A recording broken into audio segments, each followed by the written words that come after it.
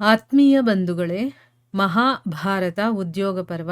ಇದರಿಂದ ಶ್ರೀಕೃಷ್ಣ ಹಸ್ತಿನಾಪುರಕ್ಕೆ ಪ್ರವೇಶ ಮಾಡೋದು, ಮತ್ತೆ ರಾಜ ಧೃತರಾಷ್ಟ್ರ, ವಿದುರ ಮತ್ತೆ ಕುಂತಿ ಇರ್ತಾರಲ್ಲ, ಅಲ್ಲಿಗೆ ಹೋಗೋದು, ಈ ವಿಷಯದ ಬಗ್ಗೆ ನಾವು ತಿಳ್ಕೊಳ್ಳೋಣ. ವೈಶಂಪಾಯನರು ಹೇಳ್ತಾರೆ, ಈ ಕಡೆ ವೃಕಸ್ಥಲದಲ್ಲಿ ಶ್ರೀಕೃಷ್ಣ ಪ್ರಾತಃ ಕಾಲದಲ್ಲೇ ಎದ್ದು ನಿತ್ಯ ಕರ್ಮಗಳನ್ನ, ಅಂದ್ರೆ ಪ್ರತಿನಿತ್ಯ ಮಾಡುವಂತ ಎಲ್ಲಾ ಕರ್ಮಗಳನ್ನು ಮುಗಿಸ್ತಾನೆ. ಮತ್ತೆ ಬ್ರಾಹ್ಮಣರಿಂದ ಆಜ್ಞೆಯನ್ನ ಪಡೆದು, ಯಾಕಂದ್ರೆ ಅವ್ರ ಊರಲ್ಲಿ ಬಂದು ಅಲ್ಲಿ ಅವನು ಉಳ್ಕೊಂಡಿರ್ತಾನಲ್ವಾ, ಈಗ ಹೊರಡುವಂತ ಸಮಯ ಆ ಬ್ರಾಹ್ಮಣರಿಗೆ ಹೇಳಿ ಅವ್ರ ಹತ್ರ ಪರ್ಮಿಷನ್ ತಗೊಂಡು ಹಸ್ತಿನಾಪುರದ ಕಡೆಗೆ ಹೊರಡ್ತಾನೆ. ಅವನು ಹೊರಟಾಗ ಅವನನ್ನ ಬೀಳ್ಕೊಡೋದಕ್ಕೋಸ್ಕರ ಆ ಗ್ರಾಮದ ವಾಸಿಗಳೆಲ್ಲರೂ ಕೂಡ ಹೋಗಿರ್ತಾರೆ. ಆಮೇಲೆ ಸ್ವಲ್ಪ ದೂರ ಹೋದ್ಮೇಲೆ ಅವನನ್ನ ಬಿಟ್ಟು ಅವನ ಆಜ್ಞೆಯನ್ನ ಪಡ್ಕೊಂಡವರೆಲ್ಲರೂ ಕೂಡ ವಾಪಸ್ಸು ಊರಿಗೆ ಹಿಂದಿರುಗಿ ಬರ್ತಾರೆ.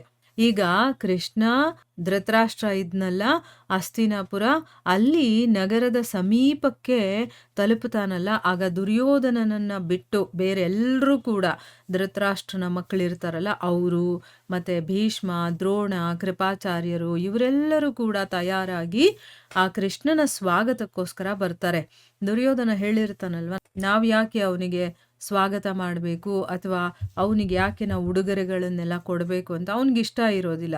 ಅದಕ್ಕೋಸ್ಕರ ಅವನು ಬರೋದಿಲ್ಲ. ಅಂದ್ರೆ ಈಗ ನಾವ್ ಏನೇ ಮಾಡಿದ್ರು ಕೂಡ ಅವನು ಪಾಂಡವರಿಗೆ ಸಪೋರ್ಟ್ ಮಾಡೋದು ನಮಗಲ್ಲ ಅಂದಮೇಲೆ ನಾವ್ ಯಾಕೆ ಅವನಿಗೆ ಅಷ್ಟೊಂದು ಇಂಪಾರ್ಟೆನ್ಸ್ ಕೊಡಬೇಕು ಅನ್ನೋ ರೀತಿ ಅವನು ಯೋಚನೆ ಮಾಡಿ ಆ ಕೃಷ್ಣನ ಸ್ವಾಗತಕ್ಕೂ ಬರೋದಿಲ್ಲ ಅವನು.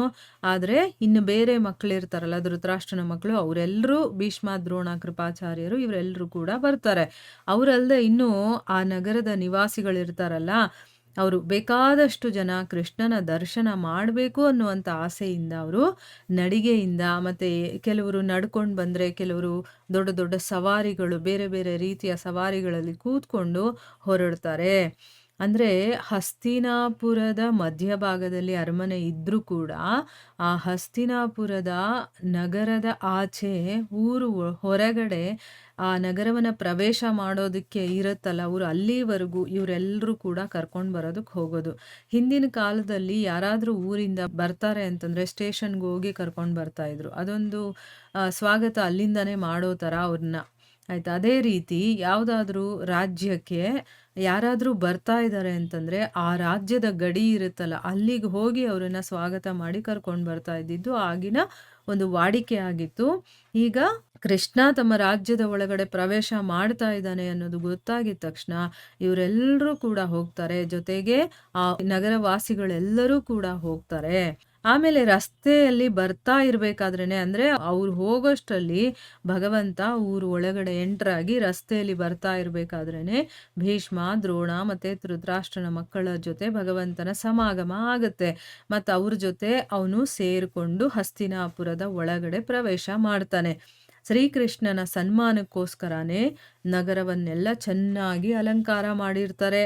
ಯಾಕಂದ್ರೆ ಬರ್ತಾ ಇರೋನ್ ಯಾರು, ಮತ್ತೆ ಈಗ ಯಾವ ಕೆಲ್ಸಕ್ಕೋಸ್ಕರ ಬರ್ತಾ ಇದ್ದಾನೆ ಅಂತ ಅಂದ್ಬಿಟ್ಟು ಎಲ್ಲರಿಗೂ ಗೊತ್ತಿರುತ್ತೆ. ಅದಕ್ಕೋಸ್ಕರನೇ ಧೃತರಾಷ್ಟ್ರ ಎಲ್ಲವನ್ನ ಸಜ್ಜು ಮಾಡಿಸಿರ್ತಾನೆ. ರಾಜಮಾರ್ಗದಲ್ಲೂ ಕೂಡ ಬೇಕಾದಷ್ಟು ಬಹುಮೂಲ್ಯವಾದಂತಹ ಮತ್ತೆ ನೋಡೋದಕ್ಕೆ ತುಂಬ ಚೆನ್ನಾಗಿರುವಂಥ ವಸ್ತುಗಳನ್ನು ಬಹಳ ಚೆನ್ನಾಗಿ ಜೋಡಿಸಿರ್ತಾರೆ. ಶ್ರೀಕೃಷ್ಣನನ್ನು ನೋಡುವಂತಹ ಒಂದು ಉತ್ಕಂಠತೆಯ ಕಾರಣದಿಂದ ಆ ದಿನ ಯಾವುದೇ ಸ್ತ್ರೀ, ಮುದುಕರು ಅಥವಾ ಬಾಲಕರು ಕೂಡ ಮನೆಯಲ್ಲಿ ಉಳಿಲಿಲ್ಲ. ಈಗ ಸಾಮಾನ್ಯವಾಗಿ ಮನೆಯಲ್ಲಿ ಇರುವಂಥವ್ರು ಯಾರು ಹೇಳಿ? ಹೆಂಗಸರು, ಇಲ್ಲ ಅಂದರೆ ವಯಸ್ಸಾಗಿರೋರು ಅಥವಾ ಚಿಕ್ಕ ಹುಡುಗರು, ಇವರು ಹೊರಗಡೆ ಹೋಗೋದಿಲ್ಲ. ಗಂಡಸರು ಮಾತ್ರ ಹೊರಗಡೆ ಓಡಾಡ್ತಿರ್ತಾರೆ. ಆದರೆ ಕೃಷ್ಣನನ್ನು ನೋಡಬೇಕು ಅನ್ನುವಂಥ ಒಂದು ಆಸೆ ಅವರಲ್ಲೂ ಜಾಸ್ತಿ ಆಗಿದ್ದರಿಂದ ಅವರು ಕೂಡ ಮನೆಯಲ್ಲಿ ಉಳಿಲಿಲ್ಲ. ಎಲ್ಲ ಜನರು ಕೂಡ ರಾಜಮಾರ್ಗಕ್ಕೆ ಬಂದು ನೆಲಕ್ಕೆ ಬಗ್ಗಿ ಬಗ್ಗಿ ನಮಸ್ಕಾರ ಮಾಡಿಕೊಂಡು ಶ್ರೀಕೃಷ್ಣನ ಸ್ತುತಿ ಮಾಡ್ತಾ ಇದ್ರು. ಅಂದರೆ ಕೃಷ್ಣ ಬರ್ತಾ ಇದ್ದಾನೆ ಅಂದರೆ ಅವರವರ ಒಂದು ಯೋಚನೆ, ಅವರ ಮನಸ್ಥಿತಿ ಹೇಗಿರುತ್ತೋ ಆ ರೀತಿ. ಕೆಲವರು ಅವನನ್ನ ಪಾಂಡವರಿಗೆ ಗೊತ್ತಿರೋನು, ಈಗ ಪಾಂಡವರ ಬಗ್ಗೆ ನಮಗೆ ಗೊತ್ತಾಗುತ್ತೆ ಅಂತ ಪಾಂಡವರ ಮೇಲೆ ಪ್ರೀತಿ ವಿಶ್ವಾಸ ಇರುತ್ತಲ್ಲ, ಆ ಒಂದು ಕಾರಣದಿಂದ ಕೆಲವರಿಗೆ ಅವನು ಭಗವಂತ ಅಂತ ನೋಡ್ತಿರ್ತಾರೆ.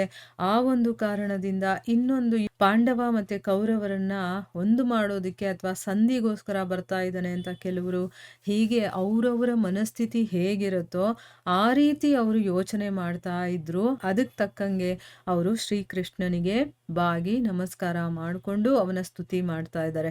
ನೋಡಿ, ಈಗ ಯಾವುದಾದ್ರೂ ಒಂದು ಇಂಪಾರ್ಟೆಂಟ್ ವಿಷಯ ಆದಾಗ ಅಥವಾ ಏನಾದರೂ ಒಂದು ಇಂಪಾರ್ಟೆಂಟ್ ಆಗಿರುವಂಥ ಒಂದು ಮೆರವಣಿಗೆ ಆಗಿರಬಹುದು, ಏನಾದರೂ ಒಂದು ಪ್ರೊಸೆಷನ್ ಆಗಿರಬಹುದು, ಅಂಥ ಸಮಯದಲ್ಲಿ ಮಾತ್ರ ಹೆಂಗಸರಾಗಿರ್ಬೋದು, ಚಿಕ್ಕ ಮಕ್ಕಳಾಗಿರ್ಬೋದು ಅಥವಾ ವಯಸ್ಸಾಗಿರೋರಾಗಿರ್ಬೋದು ಓಡಿ ಬಂದು ಹೊರಗಡೆ ನೋಡ್ತಾರಲ್ಲ, ಅದೇ ರೀತಿಲಿ ಕೃಷ್ಣ ಬಂದಿದ್ದಾನೆ ಅಂತ ಗೊತ್ತಾಗಿದ ತಕ್ಷಣ ಅವ್ರವ್ರ ಮನಸ್ಸಿನಲ್ಲಿ ಕೆಲವೊಂದು ಭಾವನೆಗಳಿರುತ್ತೆ.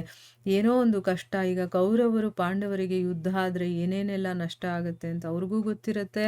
ಮತ್ತು ಕೌರವರು ಎಂಥವರು, ಅವ್ರು ಎಷ್ಟು ತೊಂದರೆ ಕೊಡ್ತಾನೆ ದುರ್ಯೋಧನ ಅನ್ನೋದು ಗೊತ್ತಿರುತ್ತೆ. ಸೊ ಪಾಂಡವರು ಎಷ್ಟು ಒಳ್ಳೆಯವರು, ಪಾಂಡವರಲ್ಲಿ ಧರ್ಮರಾಯನೇ ರಾಜ ಆಗಿದ್ರೆ ಎಷ್ಟು ಚೆನ್ನಾಗಿರುತ್ತೆ. ಯಾಕಂದರೆ ಪ್ರಜೆಗಳನ್ನು ನೋಡ್ಕೊಳ್ಳುವಂಥವ್ರು ಇದ್ದಾಗ ಪ್ರಜೆಗಳಿಗೆ ತುಂಬ ಸಂತೋಷ ಆಗುತ್ತಲ್ವಾ.